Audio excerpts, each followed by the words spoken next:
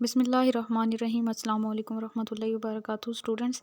आज हमारा टेस्ट 1 था जो कि चैप्टर नंबर 1 बेसिक कंसेप्ट्स का टेस्ट था। 30 एमसीक्यूज़ थे इसमें और मैं आप लोगों के साथ इसकी आंसर की मीन की वीडियो डिस्कशन शेयर करने जा रही हूँ, जिससे आप लोगों को ये फ़ायदा होगा कि आपके क्वेश्चंस क्लियर हो जाएंगे और आप लोगों को पता चलेगा कि किस क्वेश्चन को किस तरह से अटैम्प्ट करना था। तो हमारा क्वेश्चन नंबर 1 है, haemoglobin molecule is how many times heavier than helium atom. Haemoglobin molecule जो होता है उसका जो मैस होता है वो 68,000 होता है। तो 68,000 को आप हीलियम के एटॉमिक मैस से डिवाइड करें, 4 से डिवाइड करें तो आपके पास आंसर आ जाएगा 17,000। ठीक है, तो हीलियम एटम जो है वो 17,000 टाइम्स लाइटर है than haemoglobin molecule. Question number 2, molecular ions are formed by passing dash through molecules. Molecular ions को कैसे बनाया जाता है? जब मॉलिक्यूल्स में से high energy electron beams pass करवाए जाते हैं, अल्फा पार्टिकल्स, एक्स रेज या ऑल ऑफ दीज। तो इसका करेक्ट ऑप्शन है D, all of these. Question number 3, C6H12O6 and C12H22O11 are, ये क्या है हमारे पास? मोनोएटॉमिक मॉलिक्यूल्स हैं, पॉलीएटॉमिक मॉलिक्यूल्स हैं, हेटेरोएटॉमिक मॉलिक्यूल्स हैं या बी एंड सी बोथ। तो इसका ऑप्शन डी हमारे पास करेक्ट है, क्योंकि ये पॉलीएटॉमिक भी हैं, मीन के एक से ज़्यादा एटम्स हैं इनमें, और इसके अलावा जो है हेटेरोएटॉमिक भी हैं, mean different kind of atoms से मिलकर बने हुए हैं।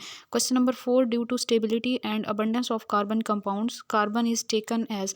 कार्बन की स्टेबिलिटी, उसकी अबंडेंस की वजह से, उसके कंपाउंड्स की अबंडेंस की वजह से कार्बन को क्या माना जाता है? कार्बन को स्टैंडर्ड माना जाता है एलिमेंट। तो ऑब्वियसली ये है, लेकिन इसको हम स्टैंडर्ड के तौर पे लेते हैं जब हम जो है वो कैलकुलेशंस की बात करते हैं रिलेटिव एटॉमिक मास में।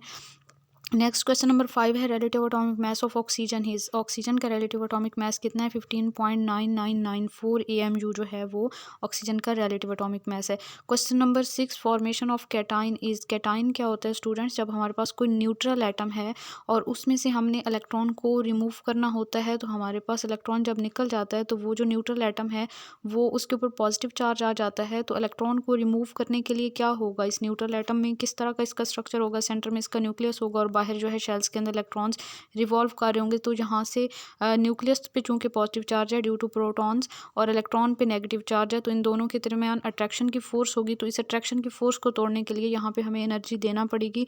तो एनर्जी देने का जो प्रोसेस होता है उसको हम कहते हैं एंडोथर्मिक प्रोसेस। तो formation of cation is always endothermic process. उसके बाद जी क्वेश्चन नंबर 7 आ जाता है, the number of sub atomic particles in atom so far discovered is more than. जी सब एटॉमिक पार्टिकल्स कितने हैं जो एटम के अंदर प्रेजेंट होते हैं? मोर देन 100 जो है वो हमारे पास करेक्ट ऑप्शन है। क्वेश्चन नंबर 8 है, if 10 gram of hydrogen and 64 gram of oxygen filled in a steel vessel and exploded, amount of water produced in the reaction will be. इसमें हम इक्वेशन लिखेंगे, hydrogen और ऑक्सीजन का हमें कहा हुआ है और इससे जो है वो फॉर्मेशन हो रही है वाटर की। हमें ये कहा हुआ है कि अगर हमारे पास 10 ग्राम हाइड्रोजन के हों और 64 ग्राम जो है वो ऑक्सीजन को हों और उनका आपस में रिएक्शन हो तो कितना वाटर प्रोड्यूस होगा। यहाँ पे लिमिटिंग रिएक्टेंट का कॉन्सेप्ट बेसिकली यूज़ होगा। According to balance chemical equation अगर हम देखें तो हमें क्या पता चल रहा है कि यहाँ पे जो है आपके पास आ जाएगा हाफ।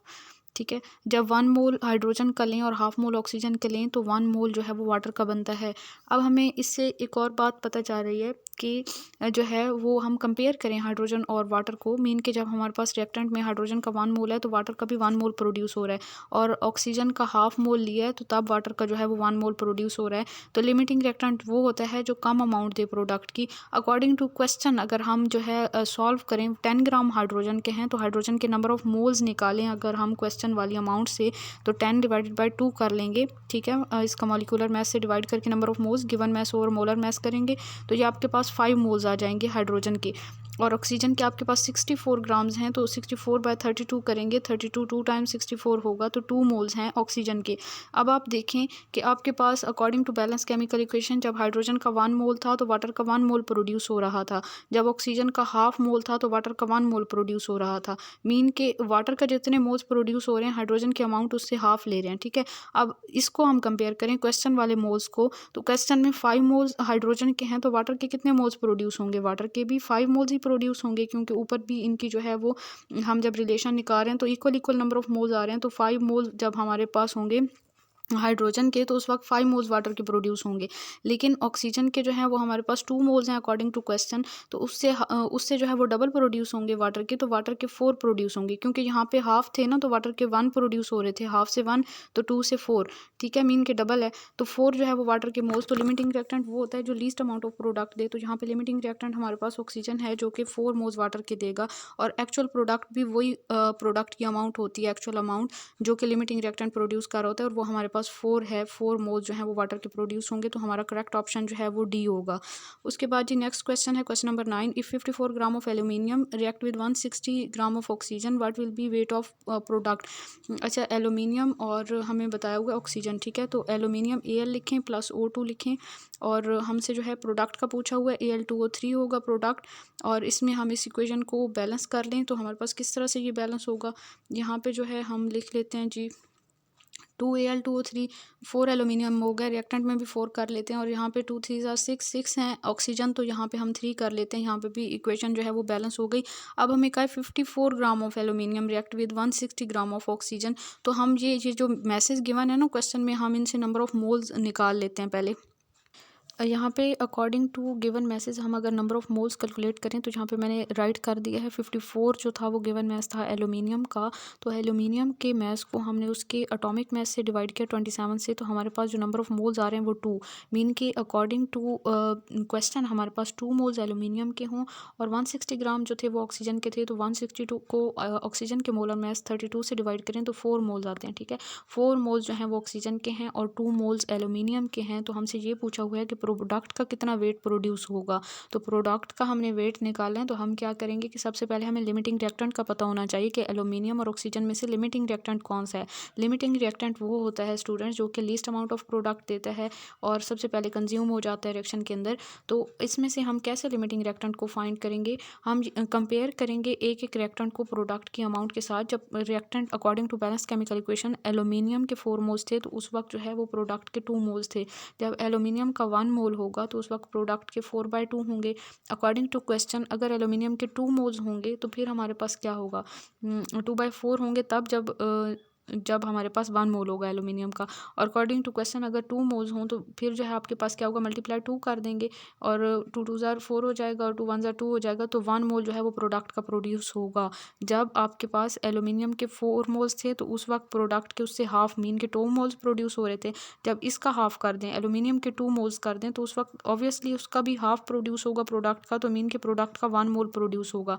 अब ऑक्सीजन को कंपेयर करें ना, तो according to balance chemical equation oxygen के 3 मोल्स थे तो उस वक्त प्रोडक्ट के 2 थे। जब ऑक्सीजन का 1 मोल होगा प्रोडक्ट के कितने होंगे, 2/3 हो जाएंगे, ठीक है, मतलब यही वाली 3 वाली वैल्यू इधर से जो है आप बटा 3 दोनों तरफ करेंगे तो यहाँ पे 3 कैंसिल होकर 1 हो जाएगा और यहाँ पे 2/3 आ जाएगा। फिर आपने क्या करना है, आपने निकालना है वो क्वेश्चन के अकॉर्डिंग 5 मोल्स के लिए, तो यहाँ पे मल्टीप्लाई 5 कर देंगे, 5 2 ज़ार 10 और 10/3 आ जाएगा, तो 10/3 आप इसको डिवाइड करें ना 10 को 3 पे, तो आपके पास 3.3 आएगा।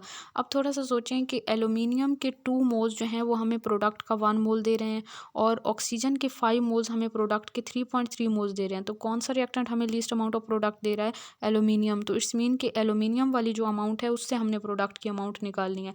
तो प्रोडक्ट की अमाउंट एल्यूमिनियम की अमाउंट से निकालें, तो एल्यूमिनियम का जब हमारे पास 2 मोल्स थे अकॉर्डिंग टू क्वेश्चन 54 ग्राम से 2 मोल्स बन रहे हैं, 54/27 करें तो प्रोडक्ट जो था वो वाटर, उसके कितने मोल्स प्रोड्यूस, सॉरी वाटर नहीं, Al2O3 उसके कितने मोल्स प्रोड्यूस होंगे, उसका हमारे पास जो है वो 1 मोल प्रोड्यूस होगा और 1 मोल में उसका हमने मैस बताना है Al2O3 का। तो एल्यूमिनियम का होता है जी 27 होता है एटॉमिक मैस, मल्टीप्लाई 2 कर दें, ठीक है, क्योंकि यहाँ पे 2 एल्यूमिनियम है, मल्टीप्लाई 2 करके प्लस कर दें, ऑक्सीजन का होता है 16 और एटॉमिक मैस मल्टीप्लाई 3 कर दें, इसका आंसर आपके पास आ जाएगा 102 ग्राम। बी ऑप्शन जो है वो इसका करेक्ट होगा।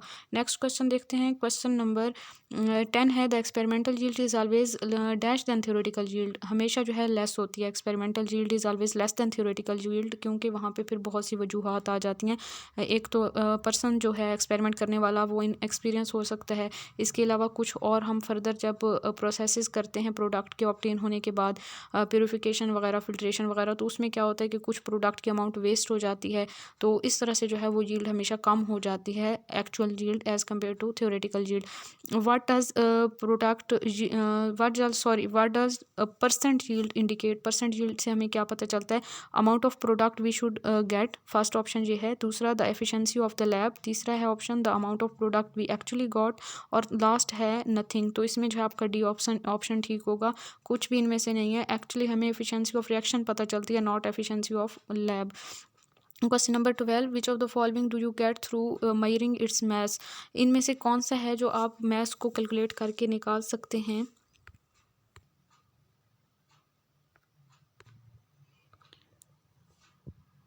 ऑप्शन ए करेक्ट होगा, परसेंट यील्ड। और नेक्स्ट देखते हैं question number 13, what does percent yield indicate?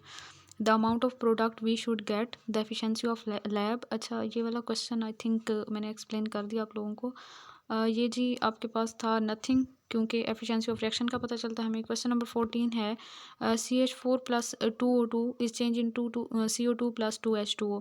ये इक्वेशन आपको दी हुई है और आपसे पूछा हुआ क्या है कि 24 grams of CH4 was added to the above reaction, calculate the theoretical yield of carbon dioxide. Theoretical yield हमने कैलकुलेट करनी है, कार्बन डाइऑक्साइड मीन कितनी प्रोड्यूस होगी theoretically according to balance chemical equation. तो हम क्या करेंगे, 24 ग्राम हमें CH4 के दिए हुए हैं, आप 24 ग्राम को नंबर ऑफ मोल्स में चेंज करें, ठीक है। गिवन मैस को मोलर मैस में चेंज डिवाइड करें मोलर मैस से। 24 ग्राम्स दिए हुए हैं CH4 के, तो 24 को हम डिवाइड करेंगे 16 से, तो आपके पास नंबर ऑफ मोल्स आ जाएंगे। इसकी आप कटिंग कर लेंगे जी। 24 को आप 16 से डिवाइड करेंगे तो आपके पास 1.5 मोल्स आ जाएंगे CH4 के। According to balance chemical equation हम देखें तो जब CH4 का 1 मोल था तो उस वक्त जो है कार्बन डाइऑक्साइड का 1 मोल प्रोड्यूस हो रहा था। जब CH4 के 1.5 मोल्स होंगे तो उस वक्त कार्बन डाइऑक्साइड के भी 1.5 मोल्स ही प्रोड्यूस होंगे। अब ये तो नंबर ऑफ मोल्स आ गए हैं, क्वेश्चन में हमसे मैथ पूछा हुआ है, तो हम क्या करेंगे कि इसके जो मोल्स आ गए हैं इसको हम इसके मोलर मैस से मल्टीप्लाई कर देंगे कार्बन डाइऑक्साइड के। कार्बन डाइऑक्साइड का मोलर मैस कितना होता है? कार्बन का 12 होता है मैस, ऑक्सीजन का 16 प्लस 16, 2 ऑक्सीजन आइटम्स हैं। 32 प्लस 12 करेंगे तो वो आपके पास आ जाएगा 44।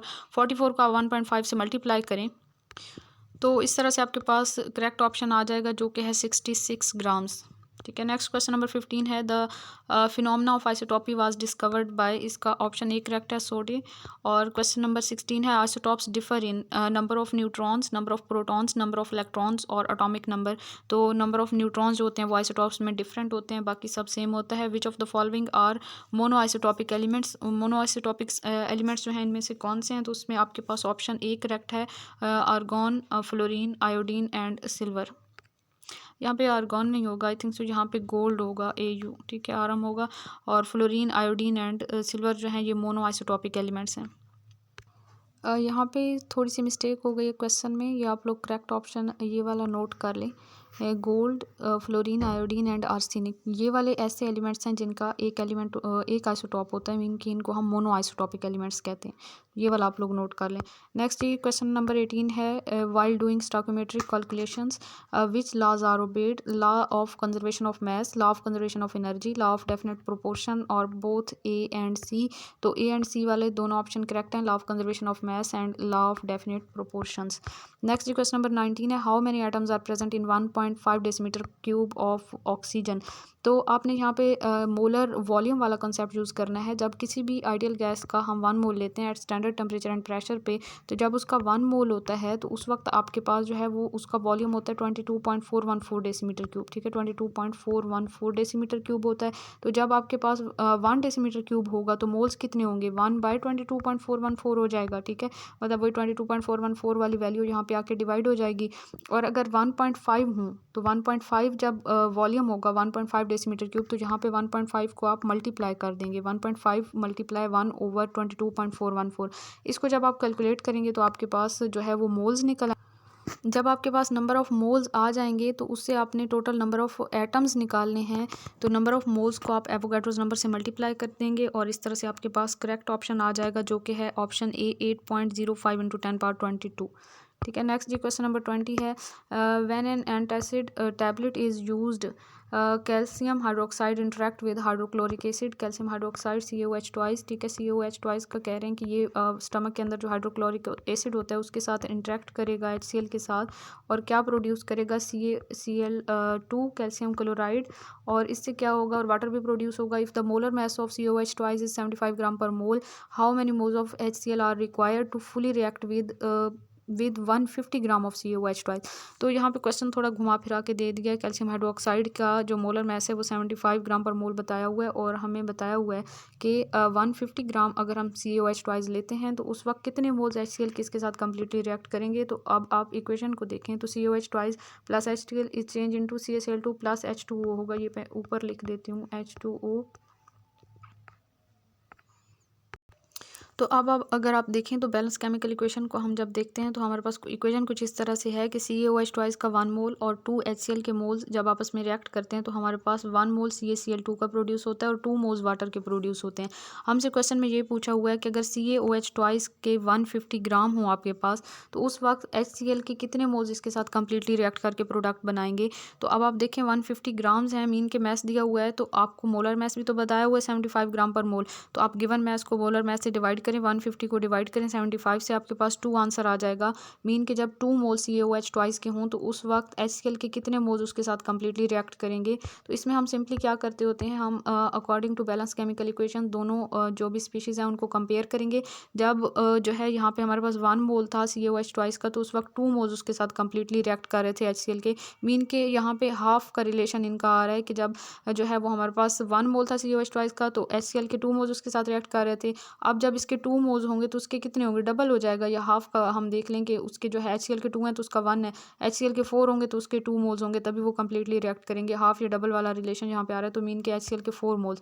तो यहाँ पे पास आपके पास जो है करेक्ट ऑप्शन जो है वो A है, मीन के 4 मोल्स जो है वो HCl के कम्प्लीटली रिएक्ट करेंगे CaOH ट्वाइस के 150 ग्राम के साथ और प्रोडक्ट बनाएंगे। Next question number 21, suppose 12 into 10 power 23 atoms of sodium metal react stoichiometrically with chlorine gas, how many grams of NaCl will result if molar mass of NaCl is 60 gram per मोल।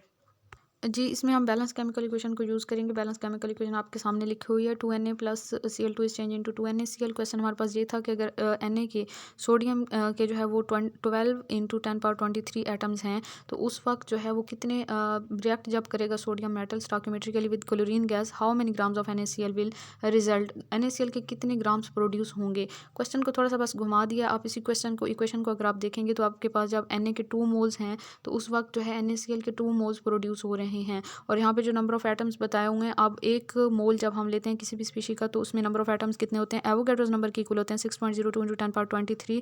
तो 6 को आप double कर दें 12, तो यहाँ पे 12 है तो इट्स मीन के 2 मोल्स ही लिए हुए हैं। ठीक है, 2 मोल्स Na के लिए हुए हैं। हमसे मैथ पूछा हुआ है NaCl का कितना प्रोड्यूस होगा। जब 2 मोल्स से 2 मोल्स प्रोड्यूस हो रहे हैं, मीन के इनका इक्वल रिलेशन आ रहा है ना, मीन 1 to 1 रिलेशन आ रहा है कि 2 Na के मोल्स तो 2 NaCl के बन रहे हैं। तो जब इसके इतने एटम्स हैं तो इस मीन के 2 मोल्स ही बनेंगे NaCl के 2 मोल्स बनेंगे, तो हमारे पास उसका कितना मैस होगा। मोलर मैस आपको 60 बताया हुआ है। आपने क्या करना है, नंबर ऑफ मोल्स को मोलर मैस से मल्टीप्लाई करते हैं तो आपके पास जो है वो मैस आ जाता है। तो 2 को आप 60 से मल्टीप्लाई कर दें तो वो आपके पास 120 ग्राम्स आ जाएगा। ठीक है, तो सी ऑप्शन इसका करेक्ट होगा। Question number 22, a compound composed of 3 elements weighed 8.657 grams contain 11.11% hydrogen 60.26% carbon, what will be the percentage of third element oxygen. एक कंपाउंड है जो कि 3 एलिमेंट से मिलकर बना हुआ है। अच्छा, इसकी सिंपल कैलकुलेशन हम कर सकते हैं, ज़्यादा लंबी डिटेल में जाने की ज़रूरत नहीं है क्योंकि MCQs में हमने टाइम बचाना होता है। तो हमें ये बताया कि कंपाउंड 3 एलिमेंट से मिलकर बना है, 2 एलिमेंट की परसेंटेज बताई हुई है। हमें पता है कि वो कंपाउंड कितना होगा, 100% होगा। 100 में से आप इन दोनों की परसेंटेज को प्लस करें, क्योंकि एक की हमें नहीं पता ना, तो दोनों को प्लस कर लें और दोनों को प्लस करके जो आंसर आएगा उसको 100 में से माइनस कर लेंगे तो आपके पास आंसर आ जाएगा। ठीक है, इन दोनों को प्लस करेंगे और 100 में से माइनस करेंगे तो ये आपके पास ये ऑप्शन हमारे पास इनमें से कोई भी नहीं आएगा क्योंकि वो 28 पॉइंट समथिंग आएगा। तो इसका जो है वो डी ऑप्शन करेक्ट होगा, none. Question number 23, in combustion analysis dash and dash are used as carbon dioxide and water और एब्जॉर्बर रिस्पेक्टिवली। तो ये पहले भी मैंने आप लोगों से डिस्कस किया था कि यहाँ पे हमसे पहले कार्बन डाइऑक्साइड पूछा और फिर वाटर ना, तो कार्बन डाइऑक्साइड के लिए आपके पास 50% KOH होता है और वाटर एब्जॉर्बर के तौर पे मैग्नीशियम परक्लोरेट को यूज़ किया जाता है, मीन MgClO4 ट्वाइस। उसके बाद जी क्वेश्चन नंबर 24 आ जाता है, what will be the empirical formula of a compound having 4.34, 13.11 and 2.17 number of gram atoms of carbon hydrogen and oxygen respectively. यहाँ पे number of gram atoms mean के number of moles आपको बताए हुए हैं तीनों के, कार्बन हाइड्रोजन और ऑक्सीजन के, कार्बन हाइड्रोजन एंड ऑक्सीजन के, ठीक है। जो नंबर ऑफ मोल्स आपको बताए हुए हैं, number of gram atoms mean number of moles, तो आपने क्या करना है, उनको स्मॉलेस्ट नंबर ऑफ मोल्स पे डिवाइड करके आपके पास जो है वो होल रेशो आ जाएगी। जब आपके पास रेशो आ जाएगी तो वही रेशो जो है आपको एम्पिरिकल फार्मूला बताएगी। जब आप डिवाइड कर लेंगे स्मॉलेस्ट वैल्यू से, स्मॉलेस्ट वैल्यू आपके पास 2.17 है, 2.17 को आप 4.34 को 2.17 से डिवाइड करें, 13.11 को भी और 2.17 को भी, तो आपके पास जो है वो C2H6O आ जाएगा।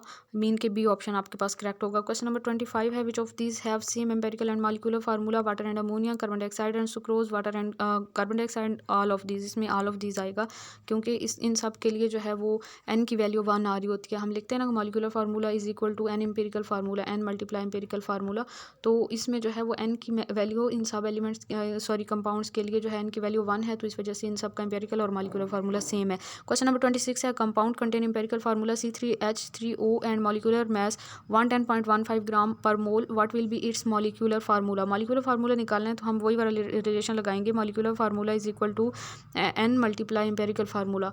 तो इसमें जो है हमें एम्पिरिकल फार्मूला और इसमें हमने एन की वैल्यू निकालनी है ना, तो हम क्या करेंगे जी, मॉलिक्यूलर मैस को हम डिवाइड करेंगे, मॉलिक्यूलर मैस को डिवाइड करेंगे एम्पेरिकल फार्मूला मैस से। तो एम्पेरिकल फार्मूला मैस यहाँ पे मैं पूरा नहीं लिख रही, जस्ट एब्रीवेशन की फॉर्म में लिख रही हूँ। आपने क्या करना है कि 110.15 जो है मॉलिक्यूलर फार्मूला, इसको ऊपर रखेंगे और इसको डिवाइड करेंगे। मॉलिक्यूलर फार्मूला है 110.15 और इसको जो एम्पेरिकल फार्मूला मतलब C3H3O का आप जब एम्पेरिकल फार्मूला मैस निकालेंगे तो कार्बन का 12 होता है, 12 को 3 से मल्टीप्लाई करें, हाइड्रोजन का 3 हो जाएगा क्योंकि 1 को 3 से मल्टीप्लाई करेंगे और 16, इस सब को आप प्लस करेंगे तो आपके पास जो आंसर आ जाएगा वो आ जाएगा जी 55 समथिंग। तो 55 से 110 को आप डिवाइड करेंगे तो आपके पास 2 जो है वो आंसर आएगा। अब 2 जो आपके पास एन की वैल्यू आ गई है, 2 को आप क्या करेंगे, 2 और इधर एम्पेरिकल फार्मूला लिखें C3H3O, 2 को आप इस वाले फार्मूले से मल्टीप्लाई करें तो आपके पास बन जाएगा 2 को 3 से मल्टीप्लाई करें 6, कार्बन 6 हो जाएंगे, हाइड्रोजन 6 एंड ऑक्सीजन 2 हो जाएंगे। कार्बन 6, हाइड्रोजन 6 और ऑक्सीजन 2, तो आपके पास सी वाला ऑप्शन करेक्ट होगा 26 का। फिर क्वेश्चन नंबर 27 है, 0.1 kg of silicon contain gram atoms, 0.1 kg of silicon. तो इसमें आपने क्या करना है, आपको जो है मैस गिवन है, आपने क्या करना है उसके ग्राम एटम्स मीन के नंबर ऑफ मोल्स कैलकुलेट करें। तो नंबर ऑफ मोल्स कैलकुलेट करने के लिए आप mess divided by molar mass करते होते हैं। तो मैस आपके पास kg में, आप इसको ग्राम्स में कन्वर्ट कर लें तो आपके पास जो है 100 ग्राम्स आ जाएगा। 100 डिवाइडेड बाय इसका मोलर मैस कर लें तो इस तरह से जो है आपके पास आंसर आ जाएगा 3.56 जो कि है A option. A option correct होगा। अच्छा, मैथ्स ये 100 ग्राम कैसे आया, 0.1 kg था ना, तो 0.1 kg को आपने ग्राम्स में चेंज करना है। जब आप बड़े यूनिट को छोटे यूनिट में कन्वर्ट करते हैं तो आप मल्टीप्लाई करते होते हैं, इसको आप मल्टीप्लाई कर दें 1000 से।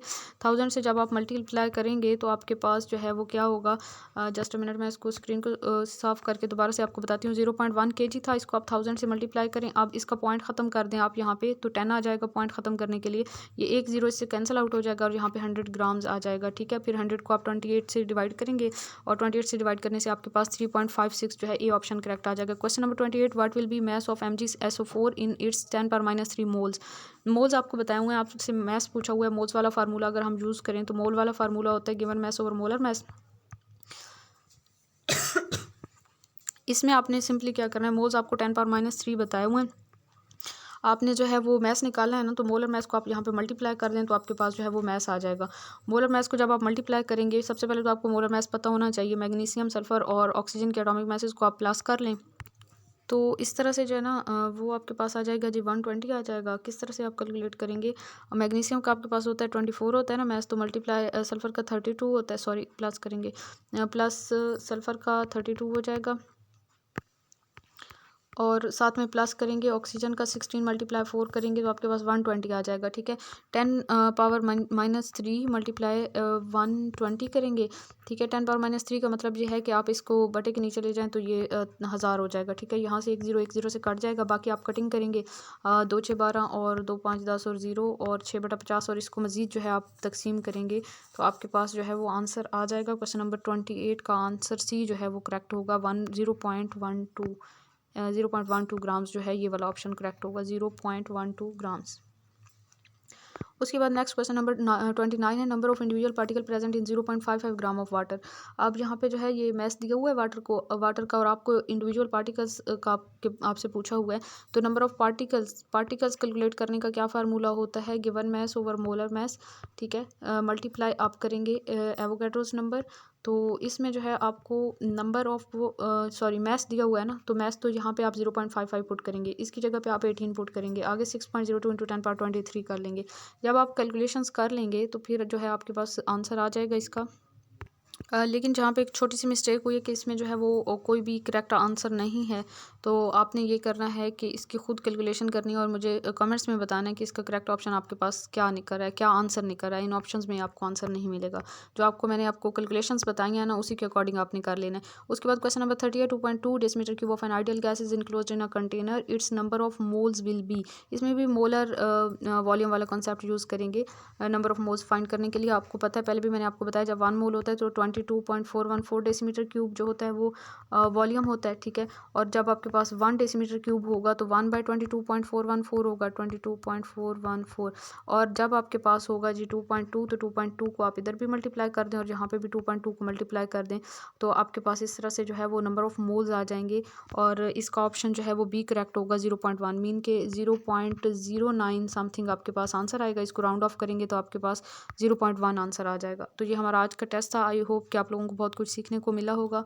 अपना बहुत सारा ख्याल रखिए, दुआ में याद रखिए। जज़ाकल्लाह खैर। अल्लाह हाफ़िज़।